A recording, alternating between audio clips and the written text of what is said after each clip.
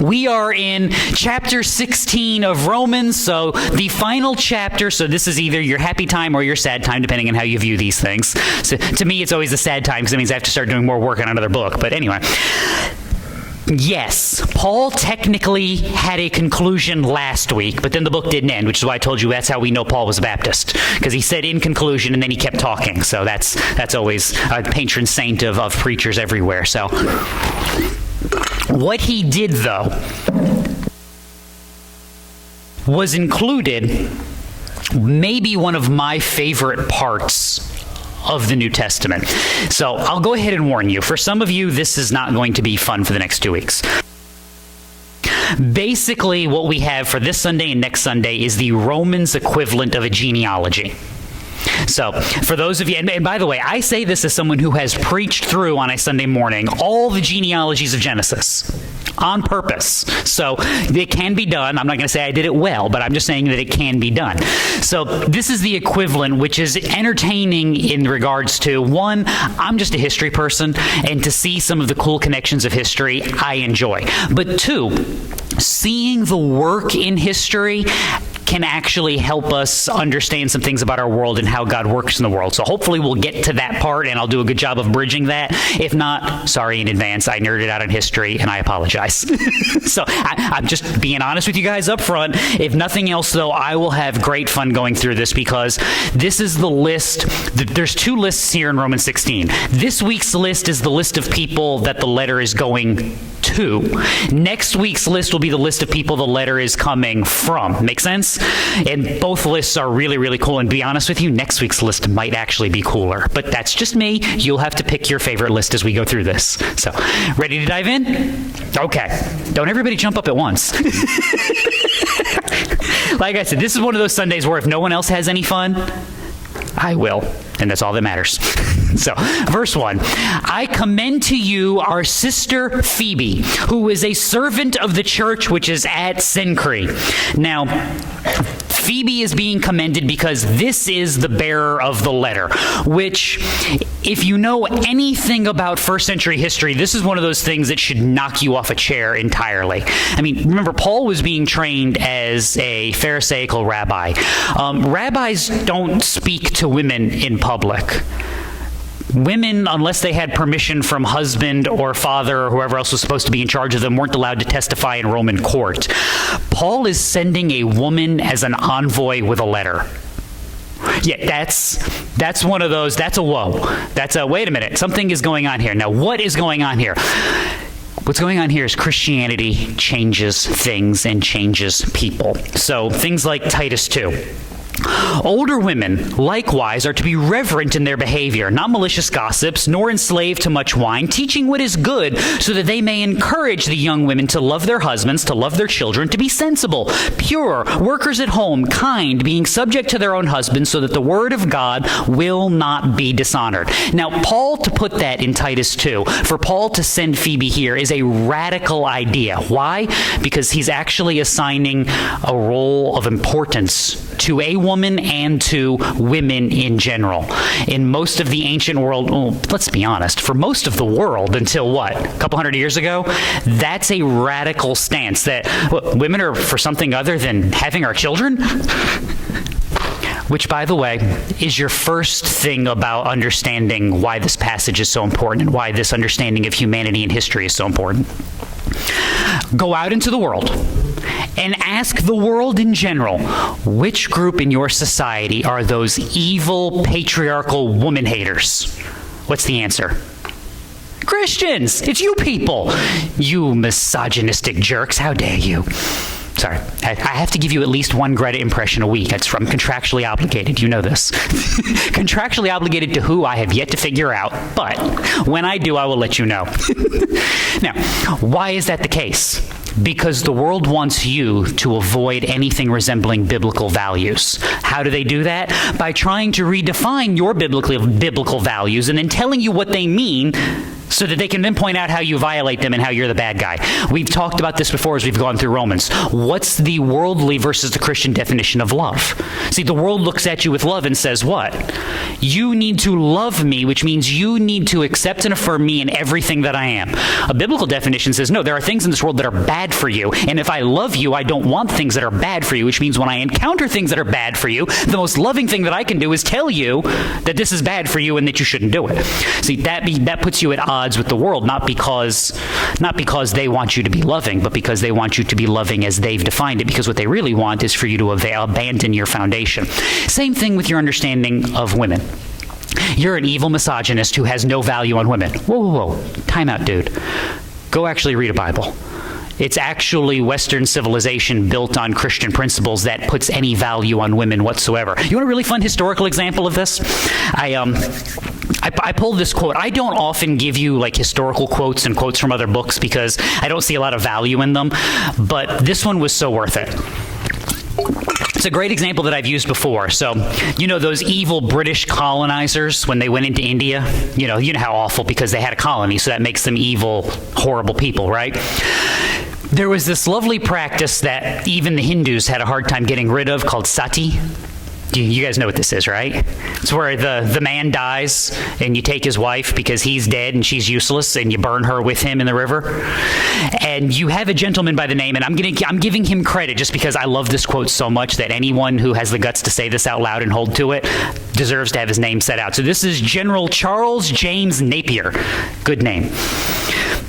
When he told the Hindus that they weren't going to be allowed to do this anymore, they basically said, how dare you? This is our religion and you have to respect it. Well, they didn't say it exactly like that, but they gave you the 19th century equivalent of that statement. So what was Charles James Napier's response? Be it so. This burning of widows is your custom. Prepare the funeral pyre. But my nation also has a custom. When men burn women alive, we hang them and confiscate all their property. My carpenters shall therefore erect gibbets on which to hang all concerned with them when the widow is consumed. Let us all act according to national customs. Yes! Now stop for a second. Why does Mr. Napier believe that? Because he's operating from a Christian foundation, which looks at a human being and says what? No, you don't define her by worldly standards. You define her as someone who is made in the image of God, who has dignity and value in and of herself. How dare you treat her like that? How dare you do that? That's... Sorry, I lost Becca. Why is that mattering? Because that's what Christianity brings into the world, with an understanding of humanity from beginning to end. It's the Christian understanding that humanity has value in and of itself, but it also has value in and of itself in a biblical warrant. Meaning, it is God who defines who you are, what you do, and why you do it. And by the way, that's true for the believer and the unbeliever, because you know what the unbeliever basically says? Well, I do what I do because I'm good and I want this. No. At your core, you do what you do because that's how you shake your fist at God. At the end of the day, you're always going to be defined by your relationship to God, whether it be positive or negative. So this is different, but this is Paul operating in his worldview, understanding that it is biblically informed. And it gets further. Verse 2. So he's commending Phoebe that you receive her in the Lord in a manner worthy of the saints, and that you help her in whatever matter she may have need of you. For she herself has also been a helper of many, and of myself as well. See, that doesn't sound very patriarchal to me. Does it to you? I mean, that doesn't sound like, stick her barefoot in the kitchen or anything like that. That sounds like, she's going to do ministry and you're supposed to be doing ministry and we're all going to be doing ministry together. Agreed? Make sure we haven't lost you yet. Why? Things like Galatians 3, which remember is the letter Paul has written before this one. There is neither Jew nor Greek, there is neither slave nor free man, there is neither male nor female, for you are all one in Christ Jesus. And if you belong to Christ, then you are Abraham's descendants, heirs according to promise. Now let's pause for a second, because go back and say you read all of Titus. So you read Titus 1, and you read Titus 2, and you read Titus 3, and you read 1 Timothy 1, 2, and 3, and then you read things like 1 Corinthians 11 and 12. And you'd go, so why does Paul give one group of jobs to men and one group of jobs to women if they are both image bearers of Christ and they both have equal value before God? Well, all right, it's 2024, so I'm going to say the most controversial thing I can say on a Sunday morning. You ready? Prepared for it? You sitting down? Of course you're sitting down. Men and women are different. Hold on. I almost passed out there. Okay, I'm better. We laugh about that because why does the world fight about that? Be honest for a second. Why have they chosen that as the battleground? Because if I can blur your lines on what is an accepted reality through all of human history, what else can I blur the lines with you about? Everything. And there you go. This is the old line about the camel's nose, right? The camel puts his nose under the tent and goes, it's awfully cold out here. Can I stick the rest of my head in here because it's so cold? And the guy goes, yeah, sure, bring your noggin on in. And the camel gets his head in there and goes, still an awful lot of me out there in the cold, and there's so much room in this tent. Do you mind if I bring my paws and shoulders, or are they hooves? You know what a camel looks like. And the guy says, yeah, sure, bring it in. So he scoots in a little farther and sure enough, the camel's looking around going, there's still a lot of room, and there's still a lot of me out there. Do you mind if I just scoot my rear end a little closer? And the guy says, sure. And the camel's all the way in the tent, and then he looks around and goes, it's a little cramped in here. Probably be better if you let me have some of that space and you moved outside. Next thing you know, you're going, wait a minute. I'm out here and he's in there. I get to look at this with my dog and my daughter. She climbs in bed. He climbs in her bed. And next thing you know, she's sleeping in this little ball. And I'm like, it's so nice that he shares his bed with you. Same idea.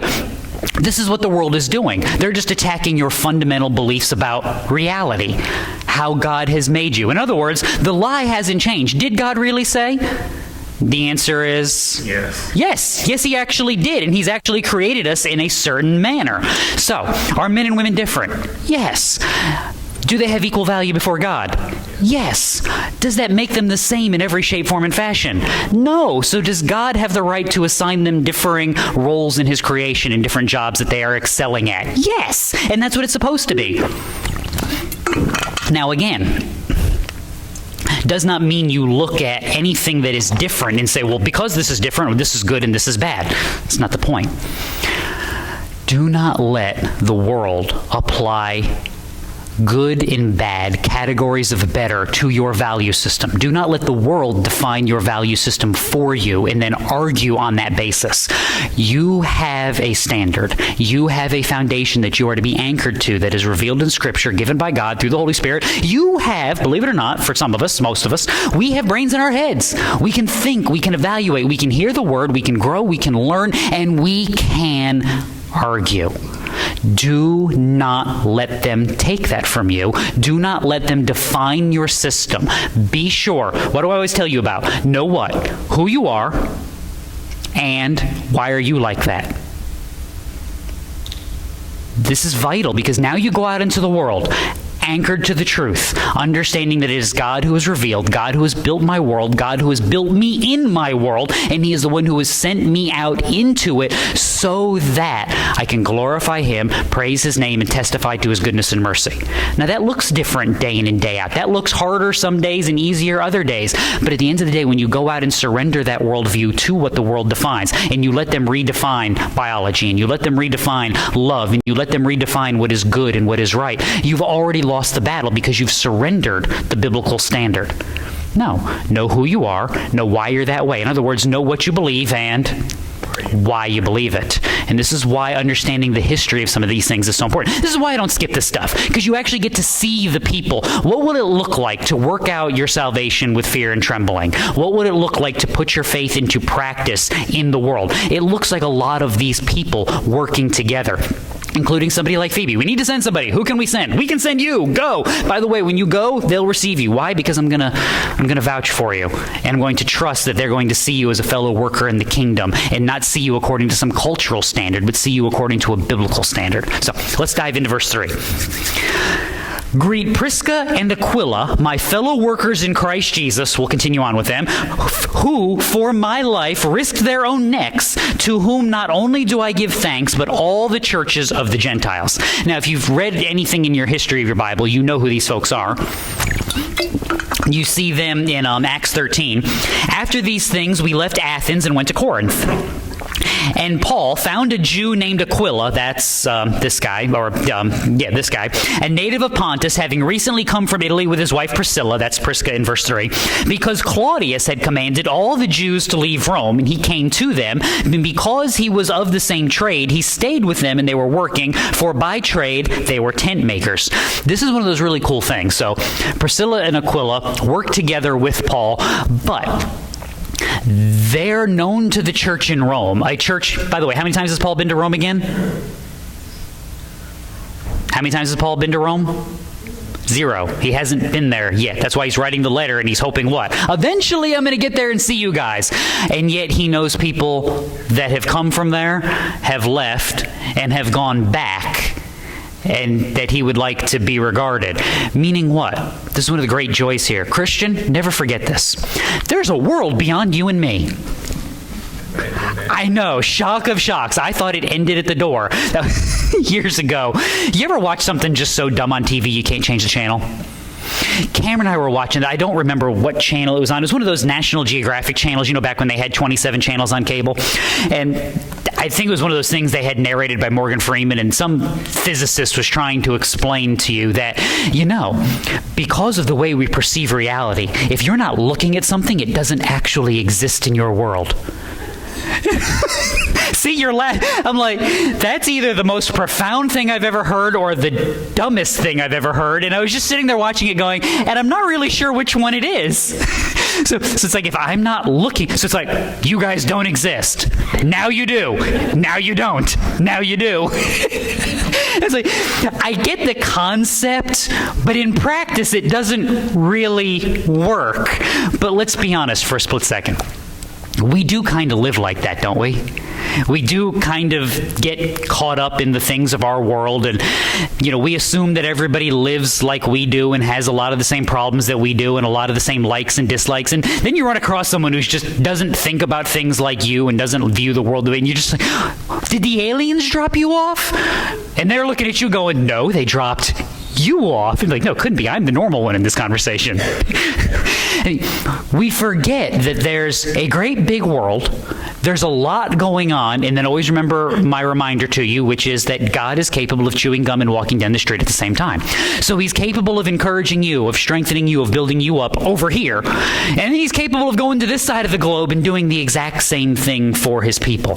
So in Paul's world, that's a lot smaller. He's in Corinth, they're in Rome. It's not really that far. Now it's probably like an hour and a half flight.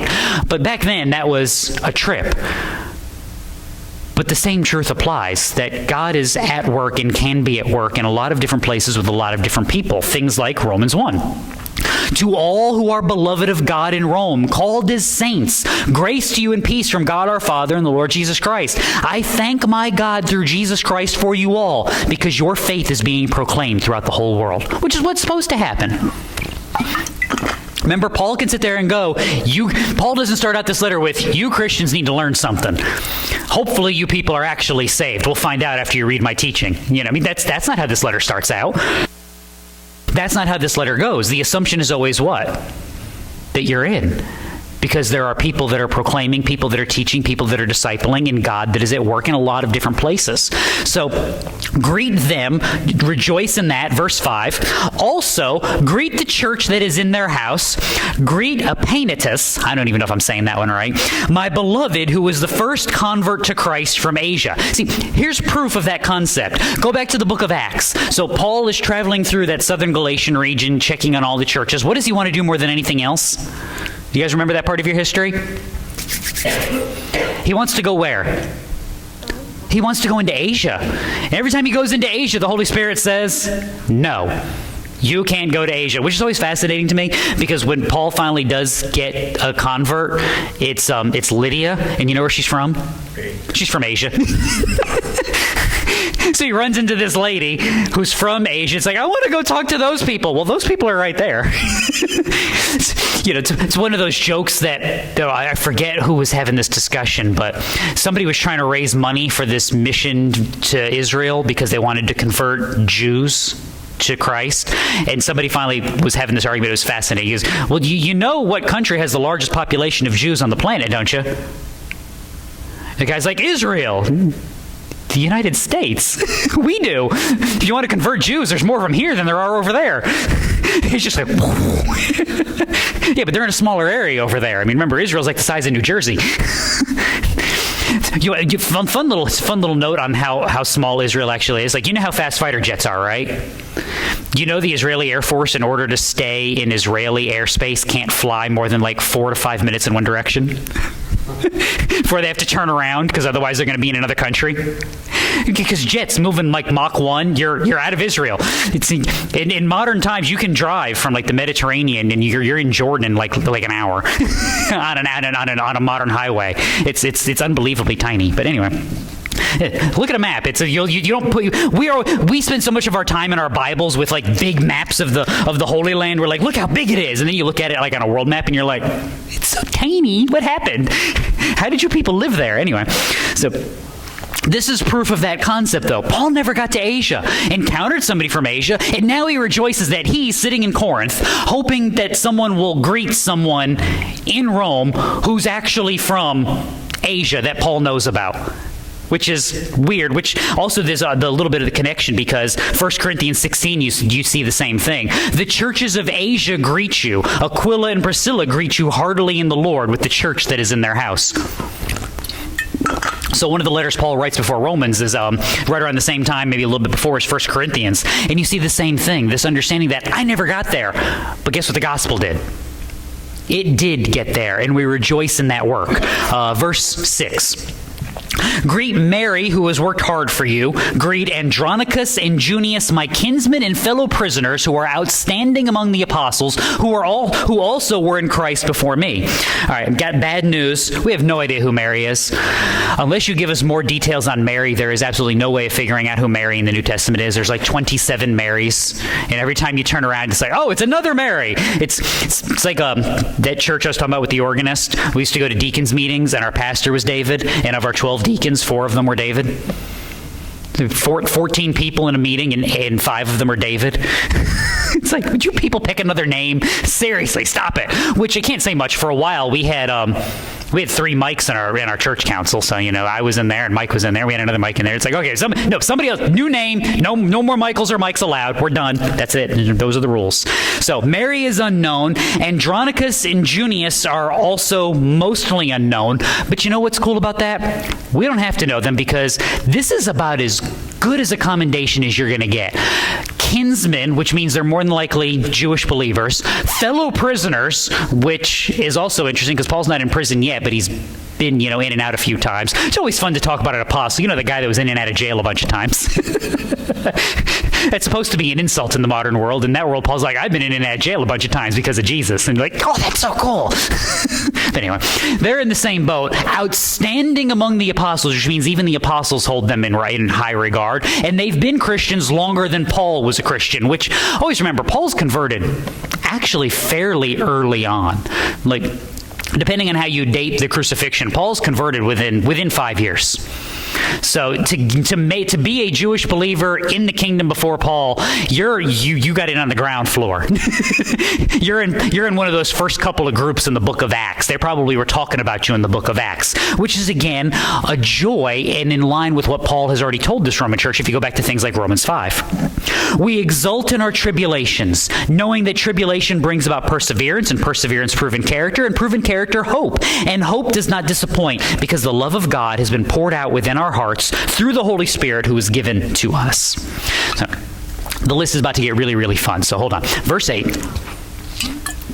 Greet Ampliatus, my beloved in the Lord. All right, we are guessing, so Ampliatus would be what we call a common name to slaves. So in the Roman Empire, you didn't really give slaves a bunch of diverse names. So it's kind of like the old George Foreman joke that he named all his kids George. That's basically what the Roman household would do to their slaves. Is you had like 3 or 4 slave names and you just rotated them through. So you get you're Ampliatus the first, and you're the third, you're the second, whatever. That's what this is. It's basically a very common slave name as near as we can figure out, which It's also a slave name that is usually held in high households. So something like you would see from Philippians 4. All the saints greet you, especially those of Caesar's household. As near as we can figure, almost all the believers that are in Caesar's household are the slaves. Which is not really surprising because you're preaching this gospel of freedom and hope in a future kingdom. You know, the rich of Caesar's household in love with the world, probably not going to buy into this a whole lot. The guy who doesn't have anything, probably a lot more likely to buy into this. That's more than likely what Ampliatus is. Urbanus in verse 9 is in the same boat. So verse 9, greet Urbanus, our fellow worker in Christ, and Stachys, my beloved. Now, when you talk about fun history and work beyond just what the general apostles are doing, Stachys, pick a pronunciation, go with it, own it, and you're fun. Have fun. This is one of those fun little histories that I've warned you this before, hang on. So anytime you get into the realm of church history, especially the early centuries, you have to fall usually into one of two camps. Either you kind of have to reject everything because some of it seems a little bit off or out of place and it's hard to make sense of, or you just kind of have to accept some stuff even though you're not really sure about it. And if you really twisted my arm, I lean towards the acceptance stuff for the simple fact that, I've told you this before, I don't assume everyone historically that came before me was a doofus. And just because they didn't have iPhones doesn't mean they weren't intelligent and couldn't think things through. So we have a really bad habit in modern times of discounting everything that came before us unless we can dig it up out of the ground. But oh, look, they carved it in stone and bled right here so we know it's true. So I lean a lot more towards accepting the things of history. This is one of those church history ones with Stachys. So John 1, which will connect, I promise.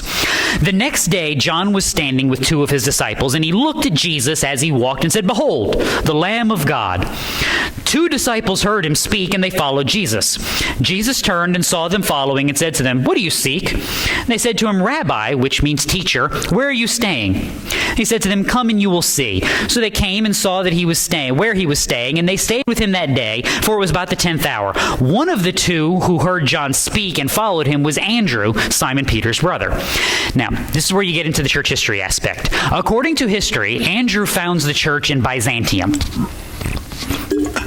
Now, if you know history, you know exactly what I just said. If you don't know anything about history, Byzantium will later on become Constantinople, and now it is Istanbul in Turkey. And now you know I'm contractually obligated to sing the song because it's Istanbul and the Constantinople. Okay, there you go. Have to. If I don't, it's in the back of my head, and I have to put it in the back of your heads to get it out of mine. Now, why do I tell you that? Because the disciples, the apostles were very good in their ministry about never sticking around for any place for very long. Like, one of the exceptions to that is John in the later part of his life, and Paul during parts of his ministry where Paul camping out for 18 months in Ephesus and 3 years in Corinth, or it's the other way around, I never remember, is kind of the outlier. So Andrew plants the church, and then he's off to do more work. There's stories of the apostles getting up into Russia, getting out towards India. Some of them made it up into Britain. It's some really interesting history there. Take a wild guess who the first bishop, the first pastor in Byzantium is. Stachys.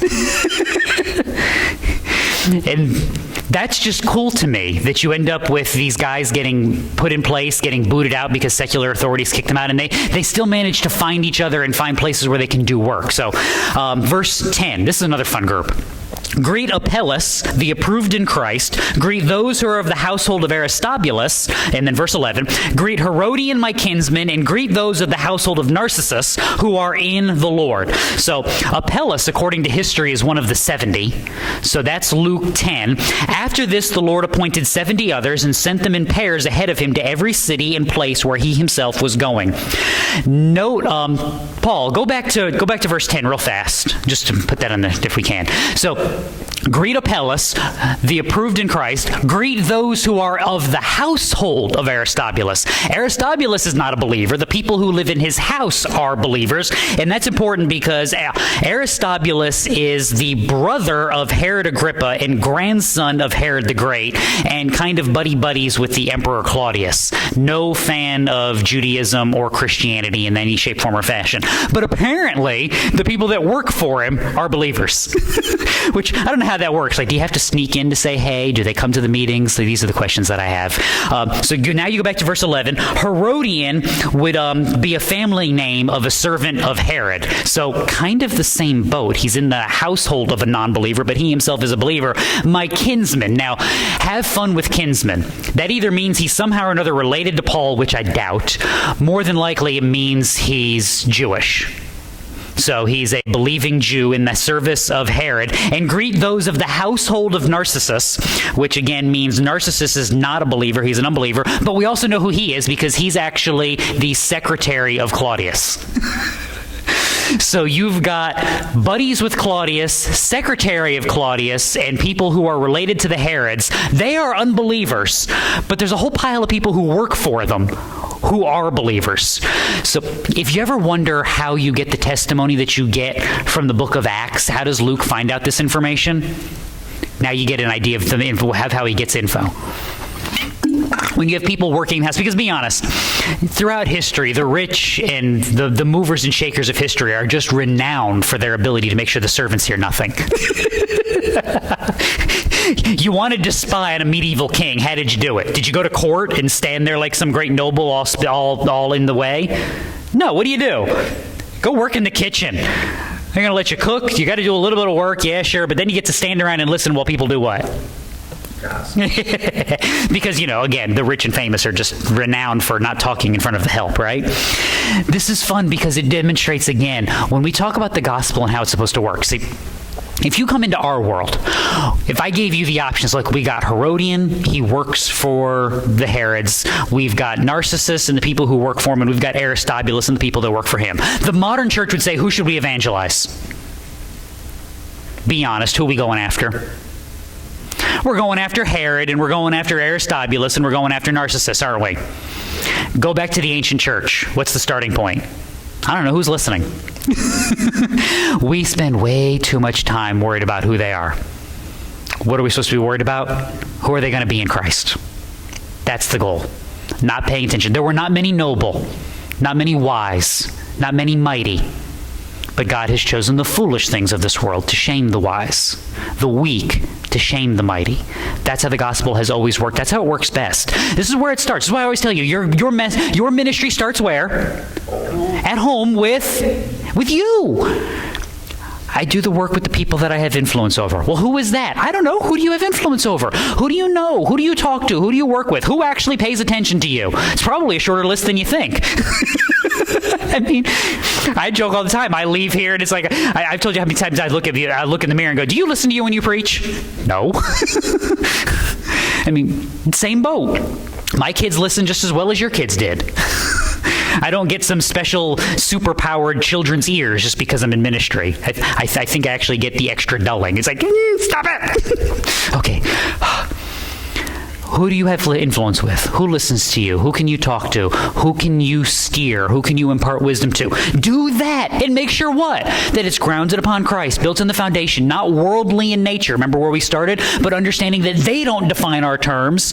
Christ defines our terms in every avenue of life, in who I am as an employee, in who I am as a spouse, in who I am as a sibling, in who I am as an aunt, in who I am as an uncle, as a parent, as a grandparent, however that may be. How am I defined in that in Christ? And how does my light therefore shine out? Because that's what I do. Where I am, where I have influence. I mentioned this, it's either last week or week before last. This is what it looks like to serve in the works. So we all know, everybody remembers Ephesians 2:8-9, right? By grace you have been saved through faith, and that not of yourselves and not of works, so that no one may boast. Prepared for what?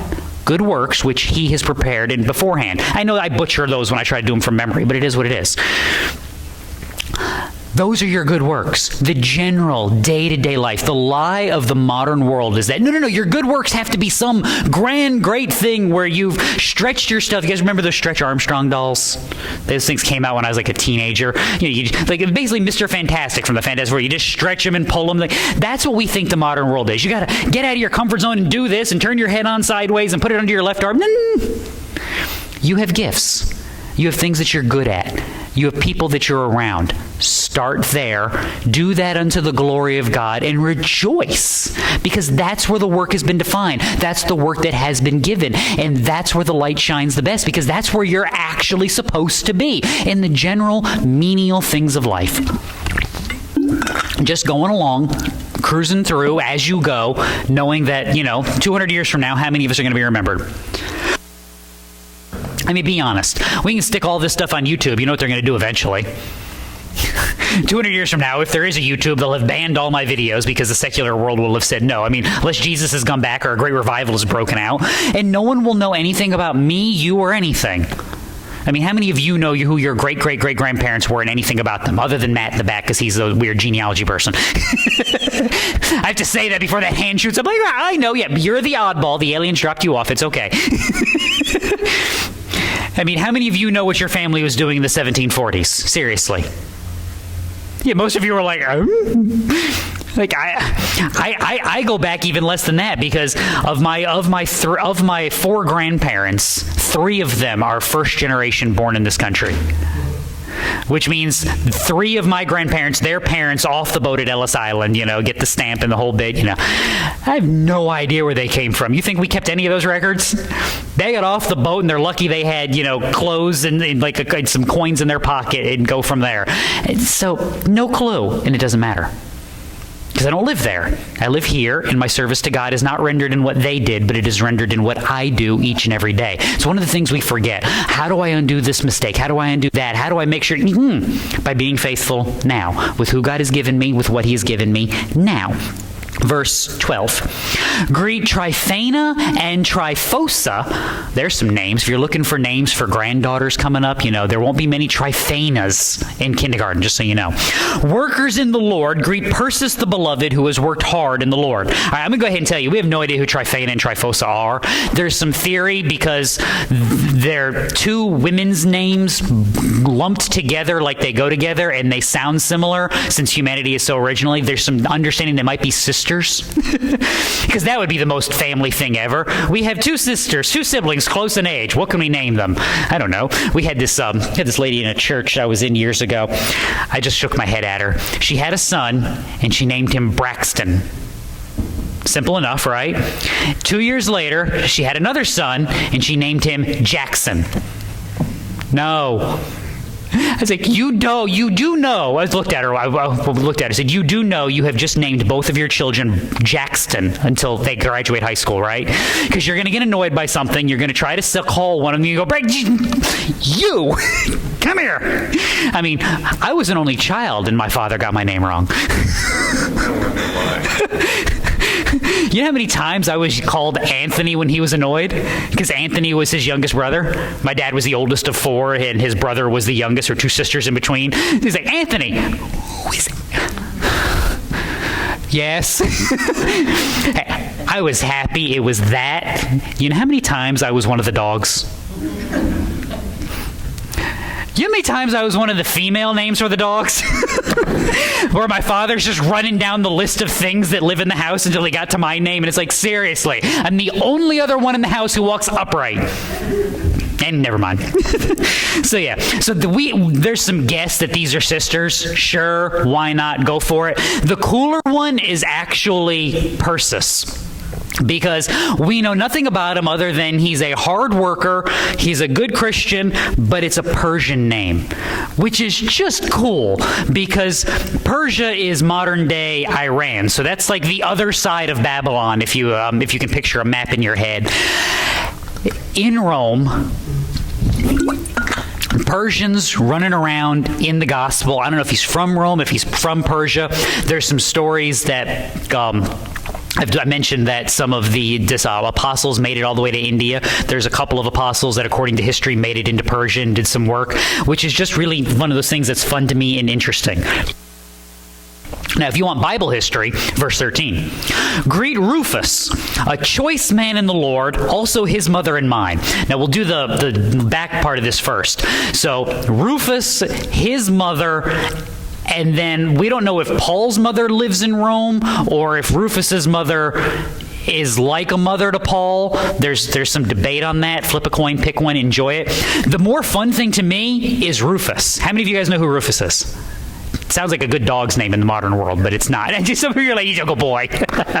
He was a good boy. Mark 15. Sorry, scratching behind his ears. Mark 15. They pressed into service a passerby coming from the country, Simon of Cyrene. So, remember I've told you this before, Mark's gospel is whose gospel? Peter's gospel. Mark is writing from where? Ooh, gotcha. Where does Peter spend most of his ministry? Because remember, Peter's in Jerusalem at the beginning, but Peter's out of Jerusalem quick because they're going to kill him. Once he gets out of jail and James is executed, there's really not a lot of discussion about Peter in Jerusalem except for the Jerusalem Council in 49 AD. And then he's basically out of the way because they're going to kill him. He's got to get out of there. Where does Peter spend most of his ministry? Rome. Peter spends most of his ministry in Rome, which is why, while a couple of Gospels have this pressing of Simon of Cyrene into service, only Mark's Gospel has this little parentheses. So they passerby coming from the country, Simon of Cyrene, parentheses, the father of Alexander and Rufus. That's just cool. That's just cool. I don't know what happens with Simon of Cyrene, but his kids become believers. And they're settled in Rome, which is why Mark includes this in his little parenthetical. And Paul knows him and finds out about him, which is also kind of cool that either Paul's mother is hanging out with Rufus's mother, which would be Simon's wife, apparently, or Simon's wife was such a lovable person to Paul that he regards her like his mother. It's a small world, isn't it? Just a small world. So imagine you're just standing there watching the executions for the day. Hey, you, carry this. Oh, man, I don't want to carry him. Why I got to carry this? Because the dude with the sword said you got to carry this. That's how this works in this world. And because of that, your family has connection to the apostles and are redeemed in the kingdom. That's just cool. Verse 14. I promise if you're looking at the list, it's about to speed up a lot for reasons.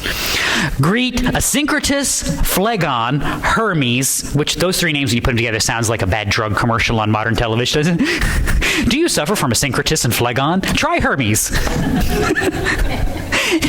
I'm convinced that's how they name these pills. My new favorite every time it comes on. Have you seen, I don't even know what it treats anymore. I don't know what any of them treat anymore. I can't keep them straight. I've told you my theory on this. If I don't go to the doctor, they can't find anything wrong with me. But what is it, Sotyktu? Which sounds like a game I'm supposed to play on my computer. But this is a new pill, and it's like I think they're just trying to see what consonants they can put together and make up a pronunciation to make it complicated. I'm convinced that's what they're doing. So anyway, Asyncritus, Phlegon, Hermes, Patrobas, Hermas, which is different from Hermes, and the brethren with them greet Philologus, Julia. How does Julia get into the list? I mean, Patrobas, Phlegon, Philologus, and Julia. You don't belong, lady. Nereus, his sister, doesn't even get a name, and Olympus, and all the saints who are with them. Okay, we have no idea who any of those people are. See, I told you this was going to speed up because you would think with a name like Philologus, someone would know you and be like, oh, that guy. There can't be that many Philologuses running around in history. There can't be that many Phlegons, which again sounds like a disease in Star Trek. Actually, doesn't that sound like some people that are attacking the Enterprise, seriously? Shields up, Captain, the Phlegons are on our port. I mean, it does. Be honest, it does. See, see? Live long and prosper. I'm sorry. Now, you have no idea who these people are. I'm picking on their names, so I'm a terrible person. I have no idea who they are. Biblical scholars for 2,000 years have had basically no idea who they are. Romans 14. The one who eats is not to regard with contempt the one who does not eat. The one who does not eat is not to judge the one who eats, for God has accepted him. Who are you to judge the servant of another? To his own master he stands or falls, and he will stand, for the Lord is able to make him stand. I don't know him. You don't know him. God does. What's more important? I mean, I would like to know who they are, but at the end of the day, they don't care if I know who they are. They care if God knows who they are, and that's, by the way, how you're supposed to go out into the world as well. This is the heritage, Christian, that you actually have in the world. So this is what we mean when you read these long lists of people and go, I don't know, and then you pick up a biblical commentary that costs way too much money and go, and you read that, it's like, who is this person? And the author goes, I don't know. Like, seriously, what did I spend $75 for? You think I'm kidding, by the way, on biblical commentaries. And they divide them up into sections now. So, like, if you get a long book on Genesis, you want a commentary on Genesis, it's 2 books, and they're both $75. That's why when I buy them, I keep them until the end of time. And when I had 2 on the same book, I gave one to a seminary student. You should see the look on his face. Thank you. Because nothing more annoying than a broke seminary student. You had to spend $500 on books for this semester. Anyway, or for this class now. But this is the heritage that your Bible is talking about when you see these lists. Hebrews 11. Faith is the assurance of things hoped for, the conviction of things not seen. By it, the men of old gained approval. See, it's not just for you. This is a service for God. Things are written for you, but ultimately their service, their work, their joy is in their accomplishment on behalf of God. And Hebrews 11, remember that great hall of faith going through all those people you know? Always remember it has this section in here. All these, having gained approval through their faith, did not receive what was promised because God had provided something better for us, so that apart from us, they would not be made perfect. See, this is the joy. See, you look out at your world, and you go, what are we waiting for? What are we doing here? Like, every time I turn on the news, it's gotten worse. Always remember the lesson of history. So, the name just went right out of my head. Don't you love when that happens? It was there, and I was going to say it, and then it left. Come on. There it is. Okay. I told you I got deleted off my tab on. I got to find them someplace. Martin Bucer, German pastor in the 1500s, writing sermons. Yes, I'm weird. The aliens drop me off too because I read stuff like this. And I laughed hysterically because in one of these sermons, he's telling the seniors of his congregation to stop complaining about the young people. Stop complaining about the morality of the young people. And I'm going, so let me get this straight. So 500 years ago, the seniors in the church are going, can you believe these kids today? Just living like this, treating everything. When we were their age, we were not like this.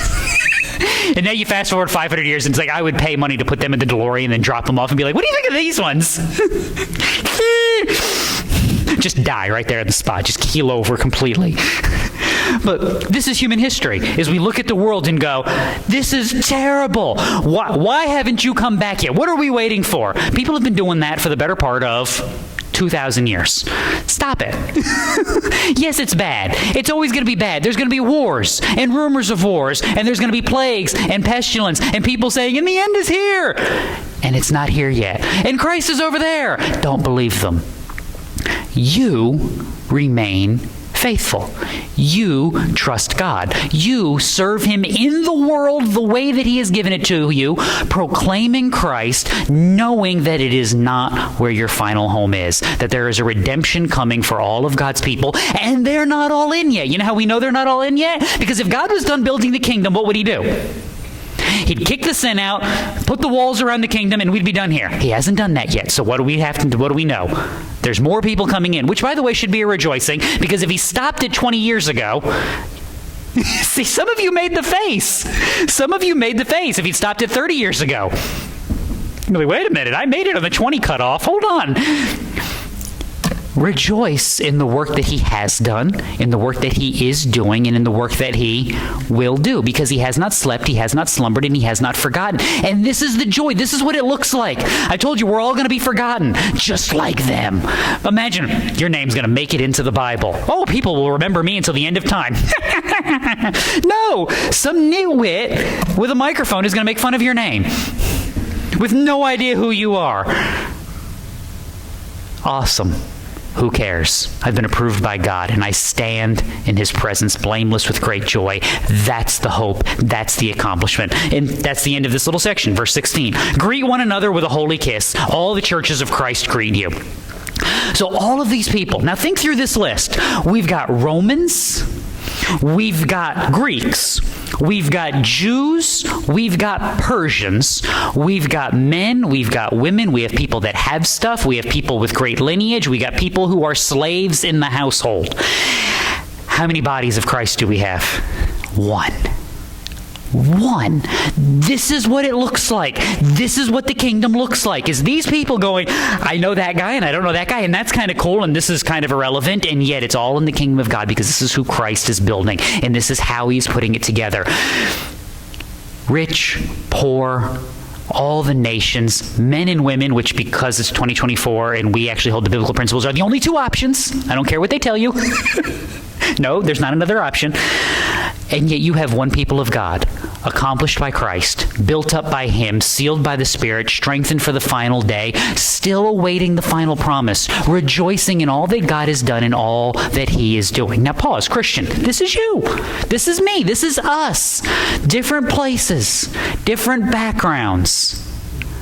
Different everything about us. That's why I joke. You look at somebody and be like, did the aliens drop you off? No, they dropped you off. Well, that's all of us to somebody. And yet, one in the kingdom.